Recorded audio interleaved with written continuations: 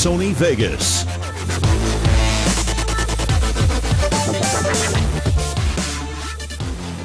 Hey, what's up? Robert here, coming at you with Sony Vegas Pro 11.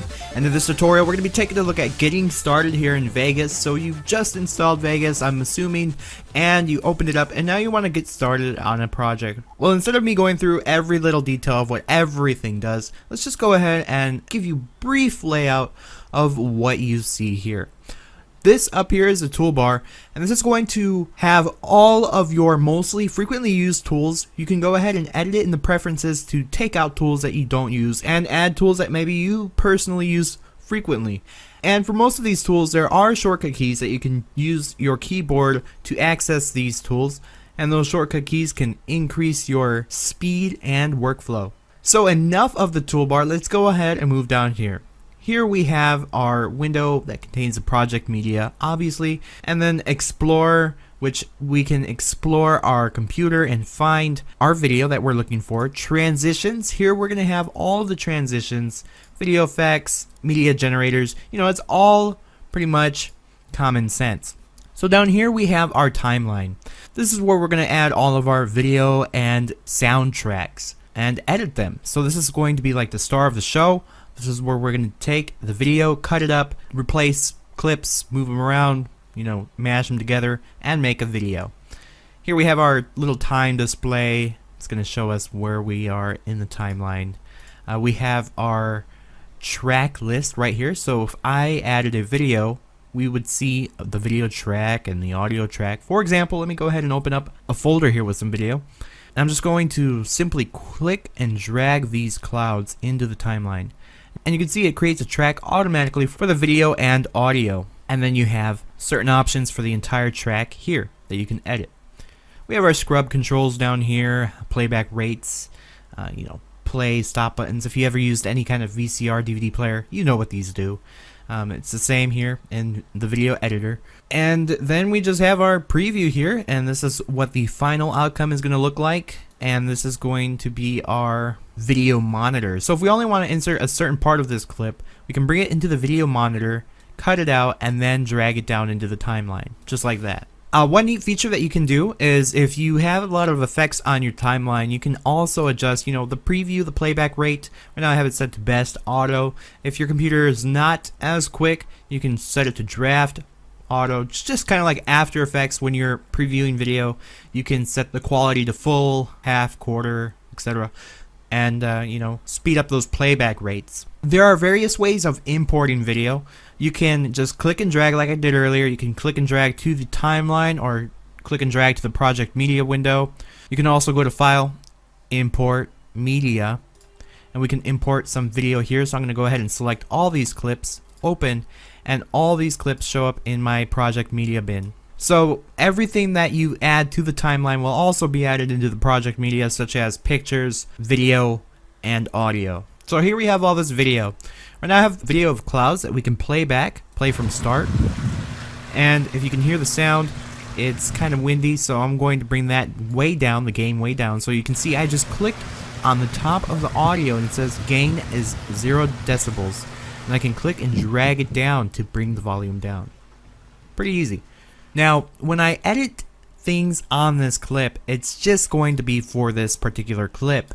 You can also add video effects and event pan crop, which will adjust how the video displays on the screen. But if you go over here and you edit the level here and the effects, you add some track effects, and you come over here to the audio track and you bring the volume down, that's going to affect the entire track. So any clips that I add to this will have a negative 6.6 decibel volume, and the opacity is set at 76. So you can see that affects the entire track. So if I could bring this back to 100, bring this back to 0, we're good now.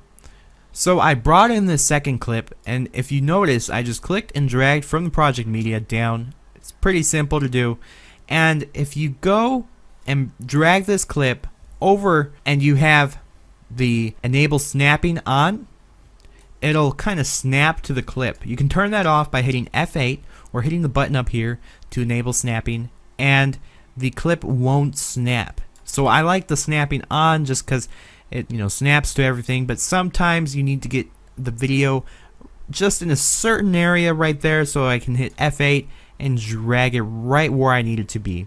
You can also zoom in on the timeline, so if you need to see closer on a particular object or particular clip, you can go ahead and click and drag this scroll bar down here. So just drag it over, and here we are zooming in, and then you can drag over. Pretty simple. And you can also use these zoom buttons on the side to make the clips shorter or bigger so you can see what's going on. There's also this magnifying tool, which is called the zoom tool here in Vegas, where you can zoom to a particular part of a clip and it'll zoom right on it for you. So up here again, if we have the option set to automatic crossfades, if I go ahead and I bring this clip on top of the other clip, you can see this X appear. And what that X means is it's a crossfade. It's also crossfading the audio. So if I preview this clip, you'll see we're going from the clouds, and then it crossfades to this other clip. Just as simple as that, you can create crossfades.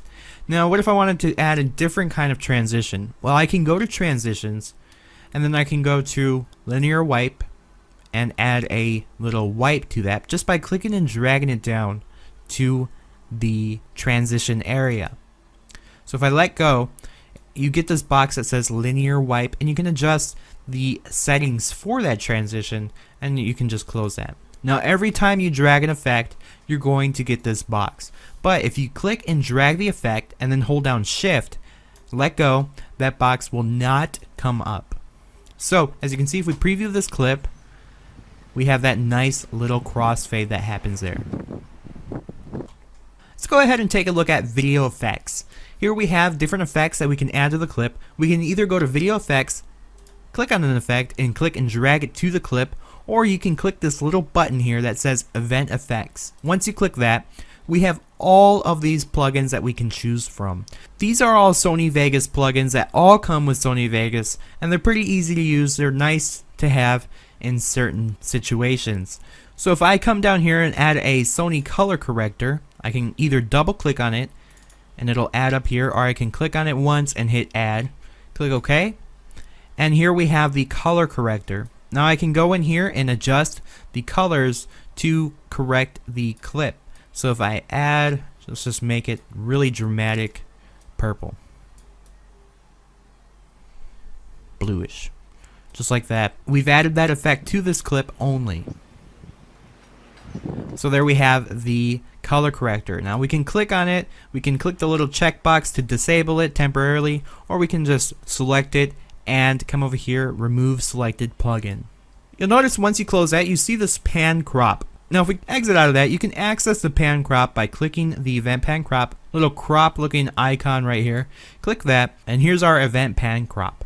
Now here you can zoom out using the scroll wheel on your mouse and simply, edit the video just the way you want it. You can zoom in on that particular flower, you zoom out, move it around in the window, and we'll go over more about this in a future video. Then we have media generators. This is some media that Sony Vegas Pro 11 comes with. We have a checkerboard media that we can add, different little pre-made things that we can add to our timeline. We can adjust some settings, and here we have a checkerboard. Now let's say I want to add a clip above these clouds.